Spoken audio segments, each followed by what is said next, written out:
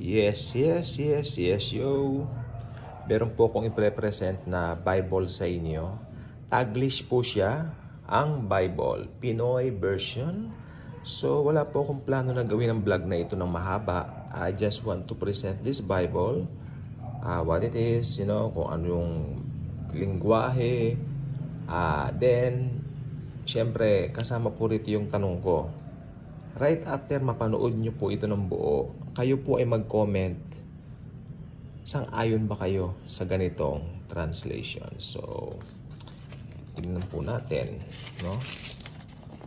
Kung makikita po ninyo, talagang tahasan po yung kanyang pagiging Taglish. Paano basahin ang Bible? Then over here, mga tulong mula sa Bible.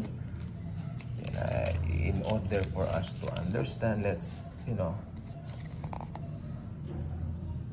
after 3 days, may nagsabi kay Laban na umalis na si Jacob. Yan, ibig sabihin mga ganyan. Talagang Taglish siya. Let's move over here. Yung mga titles, mga headings, ang offering tuwing piyesta ng harvest. So talagang naka-Taglish po siya, no? Pero if you notice the drawings, ito po yung mga drawings pa dun sa Magandang Balita Biblia o Good News Bible na usually nakikita natin dati pa, no? Actually may colored po kung ganito na Bible. So, Deuteronomy. Ayan, tingnan po natin. Meron po ako nakita rito. Siguro yung sa here, let's, para masampulan ko po kayo, ano ba yung Noong ika-18 na taon ng paghahari ni King Jehoshaphat ng Huda, naging hari ng Israel si Joram, na anak ni Ahab. 12 years siyang namuno sa Samaria. See? Talagang Taglish na Taglish po siya. Let's, ano kasing tawag dito? Try, Psalm. Ito, Psalm. In fact, yung nilagay nila, tignan po ninyo, Psalm. Hindi ba dapat awit yan? So, Taglish po talaga siya. Tignan mo to ha. Ang mangyayari sa mabuti at sa masama. Sinulat ni David. 37. Huwag kang ma-stress dahil sa mga masama. Huwag kang mainggit sa mali ang ginagawa. Parang damo, mamamatay din sila. At kagaya ng dahon, sila'y malalanta. Okay? Pero I think majority of the wordings are in Tagalog. Kabutihan ng Diyos. Lord, tingnan nyo. Dapat Panginoon, di ba? Pero okay lang po yan sa akin. Okay po. Lord, abot sa langit ang pag-ibig mong wagas. Lampas pa sa mga ulap ang pagiging tapat mo. Ang pagiging matuwid mo, kasing taas ng bundok. At ang pagiging patas mo, kasing lalim ng dagat. Lord, tao man o hayop, lahat inaalagaan. Kitang-kita po natin ang look at this. Especially Psalm. Ayan. Isaiah. Tignan natin yung Isaiah. Let's see.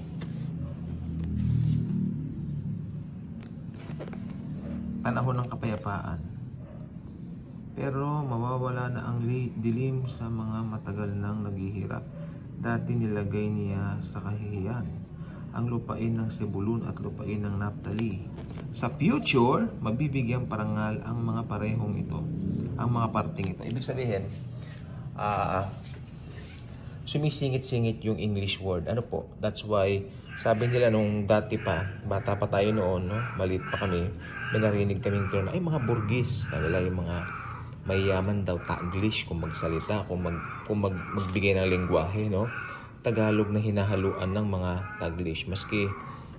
Taglish. Hinahaluan ng Tagalog at English. Parang yung mga kanta rin ng araw. So, tignan po natin ang, sabi ko, I won't make a vlog very long about this.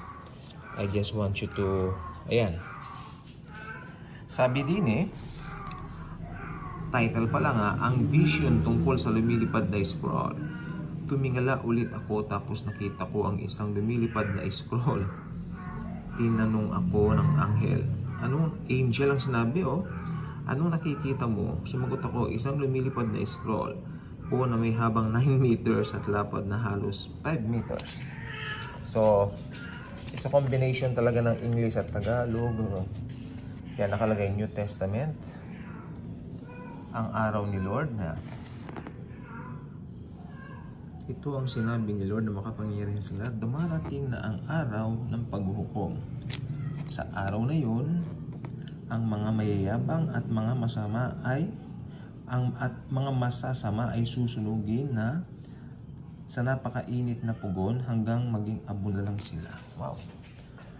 It's true dahil Word of God nagsabi niya. Ayan, tingnan nyo. Introduction sa New Testament. So as you can see, talaga po. Let's see some New Testament verses. Let's try to read some. Siyempre,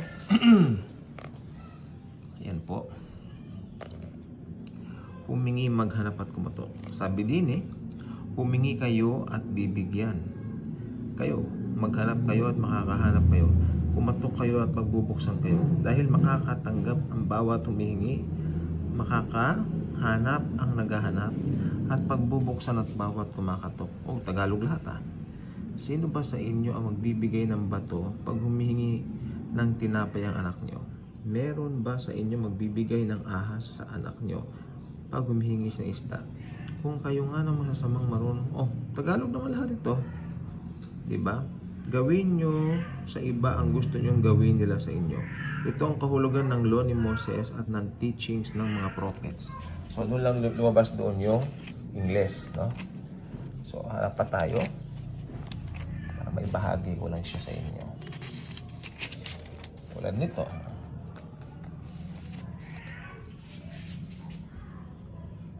Si Jesus sa harap ni Pilate. Tumayo ang council at dinala nila si Jesus kay Pilate.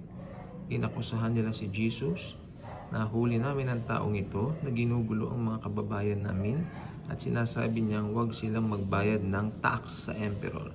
Siya daw ang Christ, isang hari. Yan. Look at the translation. Ito. Tatay, pinagkakatiwala ko sa inyo ang espiritu ko. So they translated yung ama, tatay. So here, wala siya dito, binuhay siya ulit. Actually, nabuhay siya ulit with his own power. Okay? Habang binibless niya sila. Ang buhay ni Jesus Christ sa kwento ni John. So, ang tanong ko, what do you think? Ang wedding sa Cana. So, ayan.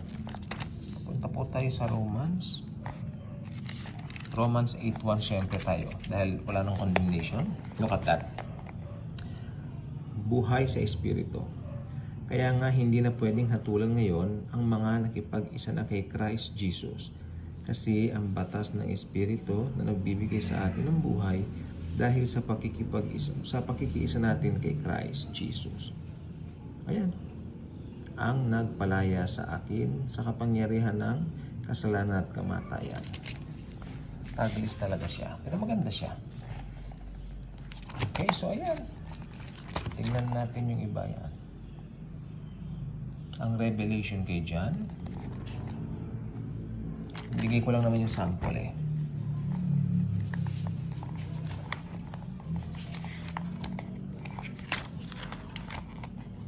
Timeline ng Bible. Ganda, may word list pa, may maps pa. So, overall, yan, igaganyan ko po, and then if you wish to read it, paki-pause itong video. Definitely, kung gusto niyo pong bumili, sa PCBS po yan, o sa Shopee meron po, mag-decision po kayo. Mura lang po siya, hindi ko nababanggitin, pero murang-mura, kayang-kaya. Okay, yan, ang Bible.